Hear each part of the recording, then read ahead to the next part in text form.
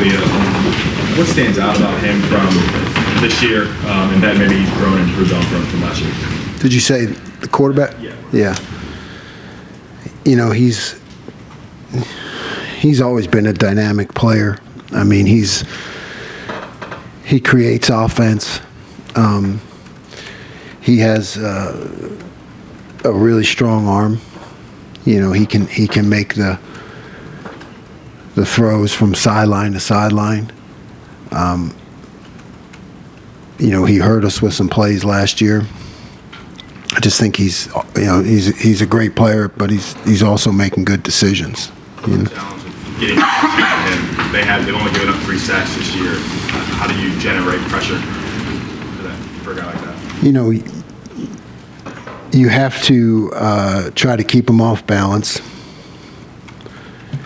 You know, at the same time, it's really got to be a coordinated rush. I mean, because you see multiple instances of guys coming free and he makes them miss. I mean, you know, scot-free. So, really, there's a lot of coordination involved in trying to contain him. It's got to be a big part of the game plan. Second row left, Nathan Barrett, Cleveland.com. You guys have, I think, the longest touchdown you've allowed so far this year, 2 yards, something like that. Was that? Well, that was obviously a big off-season focus. Like, is that your biggest, I guess, measurement right now of whether that's been a success, or what else are you seeing from this defense that goes along with that makes these changes worth it? You know, I'm seeing a lot of resiliency. I'm seeing, you know, a get better approach, you know, accountability in mistakes, you know, across the board if they're made.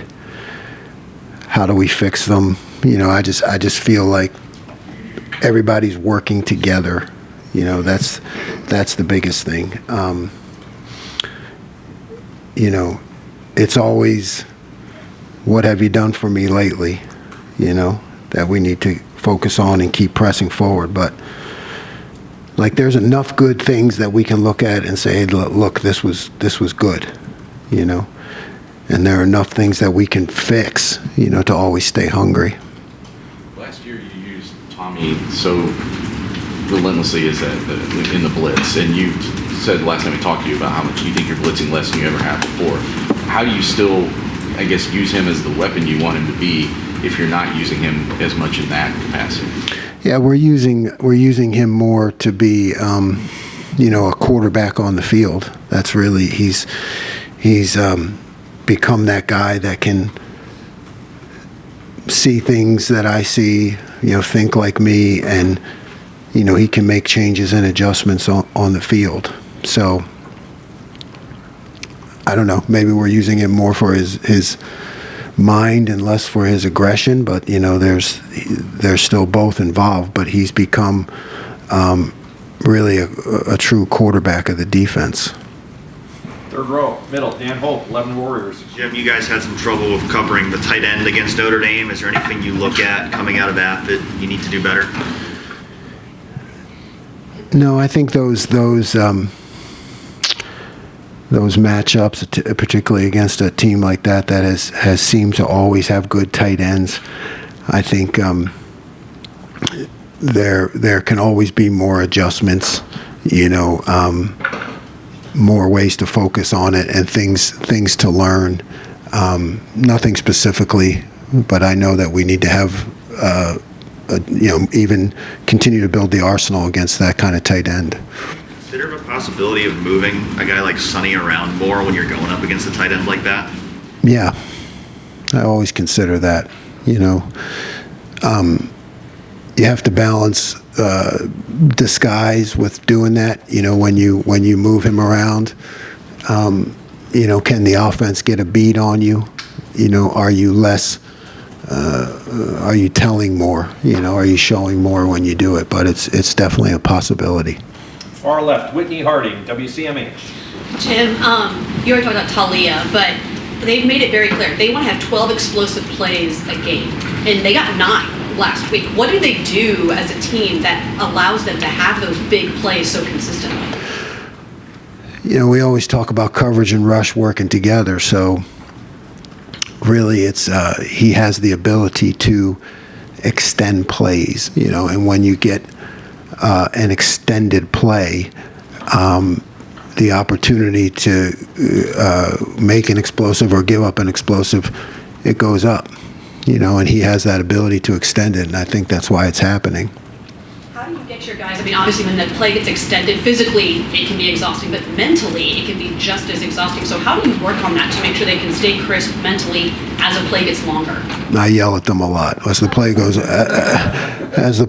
on against the scout team, and we try to have the quarterback extend the plays to simulate it, and then I just scream at them as loudly as I can.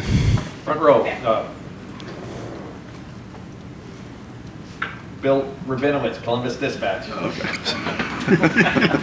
Jim, you said right after the Notre Dame game that it was good to be able to learn from a win.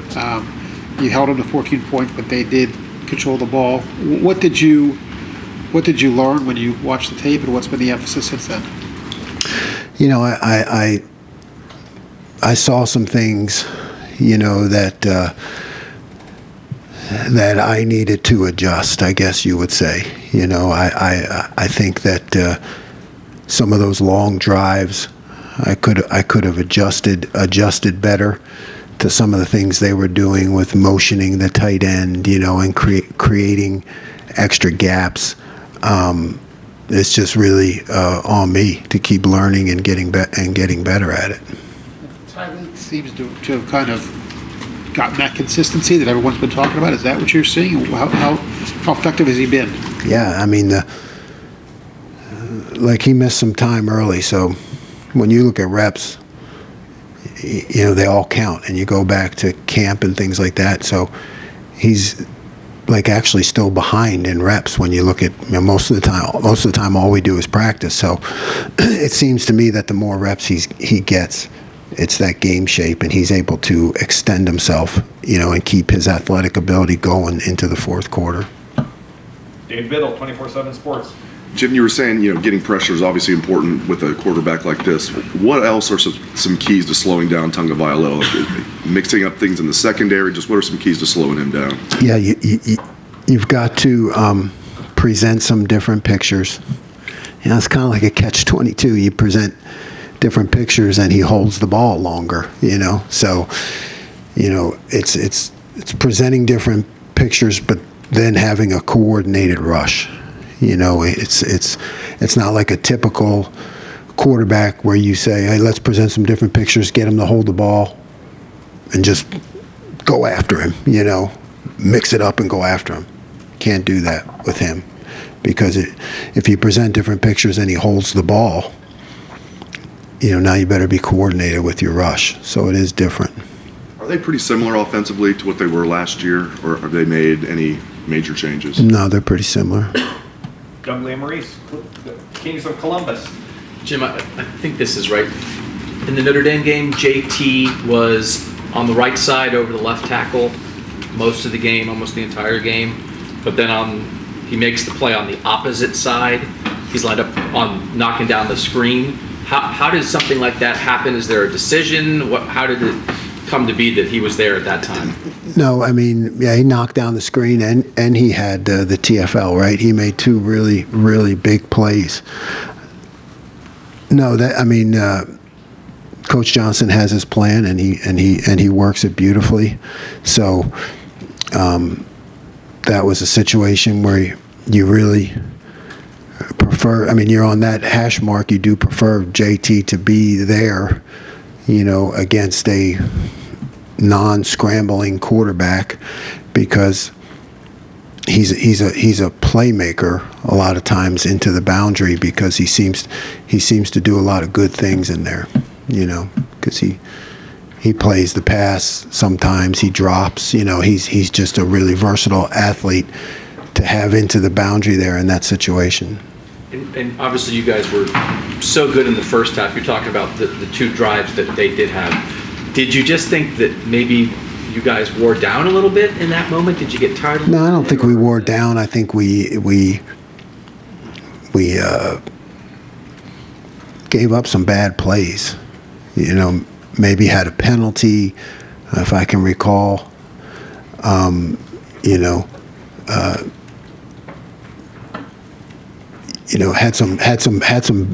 Had some bad plays. And like I said, I think I learned a lot from it too, in terms of adjustments in the running game that we need to make. Front row right, Austin Ward, Rivals, the podcast. Jim, you can find numbers that say that the pressure rate has been better than most throughout the first 4 games, or you could take some and say, well, the sack total is pretty low. They're not getting to the quarterback as much as they might want. If you're evaluating this, what's the metric that's most important to you? Winning third down, winning fourth down, and limiting explosive plays. That's the most important thing. So we seem to be on a good track with that. We want to keep that up. Everybody loves a lot of sacks. So do I. I think when I was younger, I was probably driven more by that. Like, how can we get more sacks, more negative plays? But the bottom line is eliminate the explosive plays, win on third and fourth down. So that's what we got to continue to focus on. You mentioned this, you called it the coordinated rush a few times. In your mind, what does that mean to us amateurs on the outside of coordinated? I can't tell you that. I could tell you, but I'd have to kill you. That's a secret. That's a secret. Okay. We talk about it after the season over a cigar or something. Yeah. Deal. If it works. If it doesn't work, then, I'm sure you won't want to talk to me. Okay, there you go. Tim May, Letterman Row. Yeah, well, following up on that, Coach Day was in here a while ago, and he basically indicated you've got all these blitzes you'd like to throw at people. I don't know where you want to call it repertoire, but do you find yourself holding back or being I don't know if conservative is not the right word, but what is that sense you have about yourself right now so far into the season from what you'd really like to throw at people? Yeah, the honest answer is yes. Yes.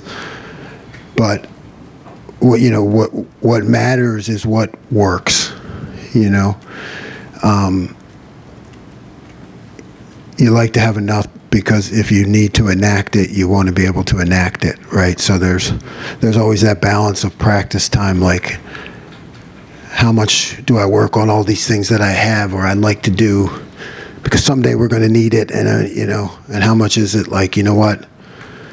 Stay on course, stay with the plan, limit the explosive plays, win third and fourth down, so yes, but the answer is yes. It's a constant battle fought just by myself somewhere. Yeah, that's it. Voices in your head going. Yes.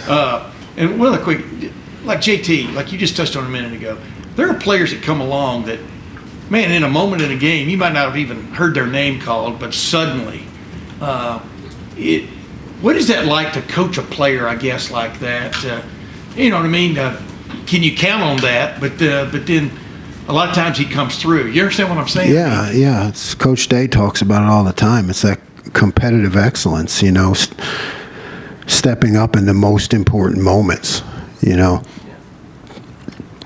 I don't know that you coach that as much as you just have faith in it. He's a guy that has shown to do that, right? And a lot of times it's exactly goes back to your last question, dude. I spent a lot of my career trying to call guys into things, and with a guy like that, you just gotta let him play and just believe that he's going to show up when the moment counts the most.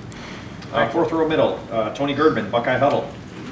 Jim, obviously there's only so many hours in a day, but when you're playing against a quarterback that has been around forever, how does your week change? How does that change your week in that preparation?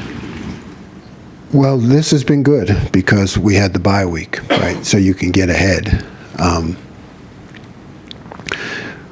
When you can get ahead, sometimes there's a tendency to put more in, but really it's about coming up with a few things and working them over and over again. So I think the increased repetition when you play a quarterback like this is where you can benefit the most. Steve Hellwagen, 24/7 Sports. Yeah, Coach, you had a package for Cody Simon. Looked like he got in a series or two on each side in place of Chambers, and then they played together for just a few snaps. Just if you can, without giving away too much, just a little bit about how you deployed him, why you deployed him, and he did make a play there on the 4th down. Yeah. Cody has shown some really good things, and he's a great team guy, and he's shown in practice, and he produces in some moments. So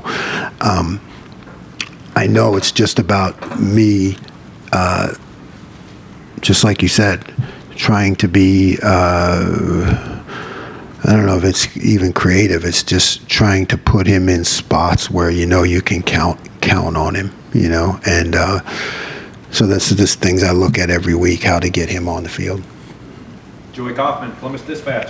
Jim, I think Notre Dame maybe threw Denzel's way like one time. When you have a corner who's covering that well, where teams are respecting him in that way, what does that do for a defense? Oh man, it's just it gives everybody confidence. Denzel is really playing at a high level, and when you scheme up the coverages, and you can just count on him and kind of take that out of the equation. It allows you to do some other things, with the other guys, and but it's just it's a great thing for the defense, and I think the team when you got a guy playing like that. As far as in the Notre Dame game, the defensive end, you had JT and Jack not coming off the field for any snaps. How unusual that is? What led to that sort of happening in the game? What was just the flow of the game, tight game, 60-something plays? Yeah, all of that. Yeah, it's a tight game. It's a matchup game. It's the plays, the way the game has changed, how many less plays. You just have more of an opportunity to let your best players play. And less substitution in that case. It can be good for us, to keep those guys in there. But it's a balance. You always have to look at it. Got time for just a couple more. Bill Landis, Rivals, the podcast. Jim, you guys stopped them on a quarterback sneak where they tried to sneak out the side on you. Just, I guess, generally, what are the challenges of defending a quarterback sneak? And I don't think you guys have seen a team that tries the one where you just push the quarterback across the line, but do you have any thoughts on that way of going about it? Yeah, I mean, you have certain calls that you make, and, my hometown team, right, they've made that famous, and Notre Dame had actually showed it with a different guy running it, right, like was it a tight end or something like that. So that was new to try to have the quarterback run it, but you try to do the push inside, and you see Tommy like kind of Palomalu over the top. But part of that plan is you always have to have the escape hatches. You got to have those escape hatches. The guy to get out, and that one worked out perfectly. It really did. I mean, Sonny went right to the escape hatch, which was awesome. Fourth row right, Andy Backstrom, Letterman Row. Jim, I know when we talk about the safeties moving around, being able to play all three spots, we're often talking about Sonny, but with Josh and Lathan and having moved them a bunch around the boundary, up high, back and forth, what kind of dynamic is that to help your defense, and how has that helped so far? Well, it just helps because of knowledge of the system, right? You got to be safeties when they can see the whole forest through the trees. Then they know what's going on, and they play some over there. They know what's going on that side, and they just have a better understanding of the entire defense. And that's what you want your safeties. You want your safeties to really understand all the details, no matter where they're lined up. And I think when you can move them around a little bit, that helps. It just helps their learning. Right next door, Spencer Holbrook, Letterman Row. Jim, on the other side of Denzel, how have you evaluated the way that Davison has played so far and Jordan in the slot? Davison, very aggressive. Very aggressive. I think, you feel him out there. You feel his presence there. He's continuing to get better, but he's aggressive. And, you can count on him to show up in the running game, which is a big deal there into the boundary. And Jordan is really talented. Moving to that nickel position is really it's not that easy. The nickel corner, or you want to have a guy there with corner skills, but then there's a myriad of adjustments that go with it. So he's just continued. He's just continued to improve. He's going to get better every game. And 2 and done. Pat Murphy, 24/7 Sports. Steve asked you about Cody. Joey asked you about the defensive ends. You talked about wanting to play more depth at both those positions coming into the season. But once you get into it, do you have to kind of reevaluate where you can do that, how you can do? I mean, to us, it's okay. You just put guys in and play more. But I realize there's more to it. Yeah, always. You're constantly weighing, hey, we want to play more guys. I want to play more guys. You want more guys to play. And then, you find yourself falling back into, certain people at certain times. So, yeah, there's what's working, versus what you want to do. And most of the time as a coach, you're going to stick with what's working. And we'll close out far right, Adam King, WBNS.